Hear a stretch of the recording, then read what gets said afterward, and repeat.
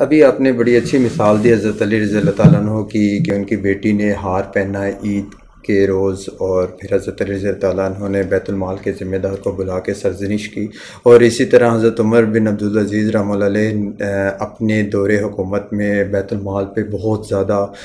Check and balance رکھتے تھے. تو اس طرح کے ایک جو ہمارے خلیفہ سوم ہیں حضرت عثمان رضی اللہ تعالیٰ عنہ ذو النورین، ان کے بارے میں کچھ الزامات لگائے جاتے ہیں، جن میں سے ایک الزام یہ بھی ہے کہ وہ اقربا پروری بہت زیادہ کرتے تھے. تو کیا یہ چیز یہ الزام بے بنیاد ہے یا درست ہے؟ اور اگر یہ درست ہے تو کیا کسی خلیفہ کو یہ زیب دیتا ہے کہ وہ اس طرح سے معاملات کو چلائے؟ یہ جو ہم نے حضرت علی کی مثال دی اور اس پہ یہ سوال آپ کا آ گیا، یہ مطلب ہم نے کہا ہے سٹینڈرڈز میں کیا ہے،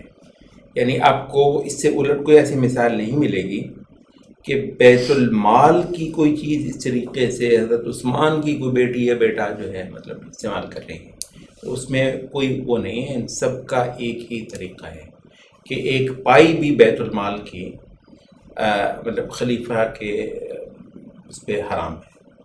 اور وہ سب کا ہے. اچھا، ایک اور چیز ہے، اور اس میں نا مختلف خلفاء کی پالیسیاں مختلف رہی ہیں کیونکہ وہ شریعت کے تابع ہی ہیں، لیکن اس میں جو ڈائیورسٹی ہے، تنوع ہے، وہ خاصا ہے. اب حضرت عثمان کا بڑا مشہور قول ہے، کہتے ہیں کہ حضرت عمر اپنے رشتہ داروں کو عہدے نہیں دیتے تھے اور اس سے وہ اللہ تعالیٰ کی رضا حاصل کرتے تھے، اللہ کی رضا حاصل کرنے کے لیے وہ یہ کرتے تھے. ایک تو مطلب یہ آج کل ویسے میں تھوڑے سے میں بات روک کے وہ کرتا ہوں، آج کل بھی کئی سارے لوگ آپ کے اس وقت کا وزیر اعظم کہتا ہے میں اپنے بیٹوں کو جو ہے وہ نہیں لے کر آنا چاہتا. اب ایک ہے کہ ایک چیز کو بندہ اللہ کا تقرب حاصل کرنے کے لیے، ایک یہ ہے کہ سیاست میں بیجا ٹائپ بہت فرق ہوتا ہے. ہاں، تو وہ یہ ہے کہ حضرت عمر اگر کرتے تھے تو اس سے وہ یعنی اللہ کا تقرب پانے کے لیے کر رہے تھے. کہتے ہیں میں اپنے عہدے داروں کو، میں اپنے رشتہ داروں کو عہدے دیتا ہوں اللہ کا تقرب حاصل کرنے کے لیے. اور دیکھیں پوائنٹ کیا ہے، یعنی بات یہ ہے یا تو رسول اللہ صلی اللہ علیہ وسلم کی کوئی نص ایسی آ گئی ہو کہ اپنے رشتہ داروں کو عہدے مت دو، تو سوال ہی پیدا نہیں ہوتا کہ حضرت عثمان اپنے کسی بھی رشتہ دار کو عہدہ دیتے. اچھا، ایک یہ ہے کہ سیاست شرعیہ کے باب سے آپ کو معلوم ہے کہ خاص طور پر جب خلافت کا پھیلاؤ بہت زیادہ ہو گیا تھا اور نئے لوگ بہت زیادہ آ گئے تھے، اس میں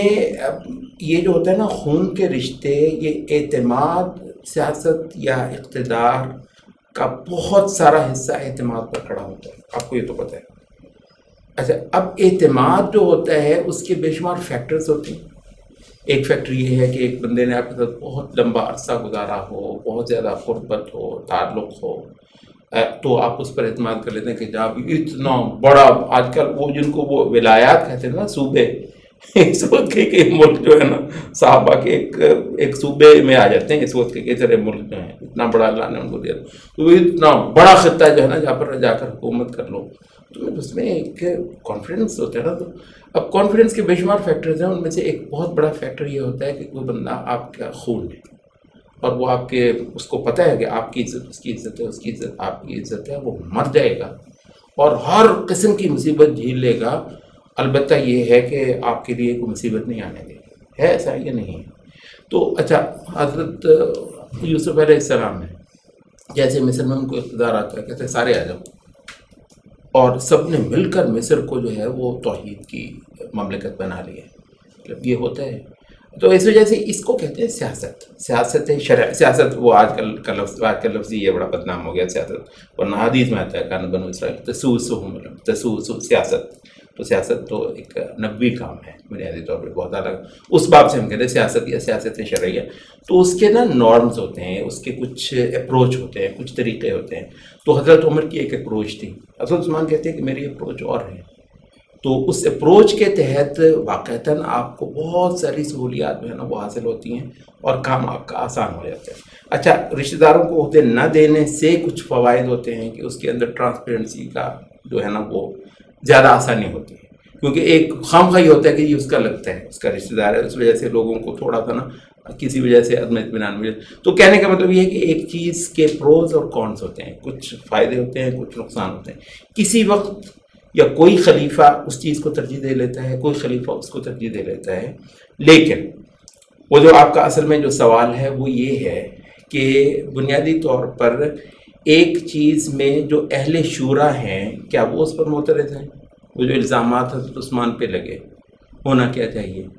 کہ جو سارے کے سارے جو سینئر صحابہ ہیں سمیت حضرت علی کے، اور حضرت علی مطلب بہت زیرک، دانا اور صاف کو انسان ہے، ایسا اب یہ تو ہے کہ حضرت علی کے اپنے نقطۂ نظر تھے، اور جیسے حضرت علی کی خلافت آئی حضرت عثمان کی بہت ساری پالیسیوں کو بدل دیا حضرت علی نے، اس میں تو کوئی شک نہیں ہے کہ ایک بندے کا اپنا ایک ویژن ہوتا ہے، لیکن ایک اس درجے میں کہ بندہ اس پر معترض ہو، تو حضرت عثمان کے اہل شورا جن میں حضرت علی شامل ہیں کیا حضرت عثمان پہ معترض ہو رہے ہیں؟ تو ان کو پتہ ہے، تو یہی ہوتا ہے کانفیڈنس۔ تو وہ حتیٰ کہ وہ جو سوال ہے کہ کسی کو ویسے نواز دیا حضرت عثمان، اب ایک بندے کا ہاتھ ہی بہت کھلا ہے،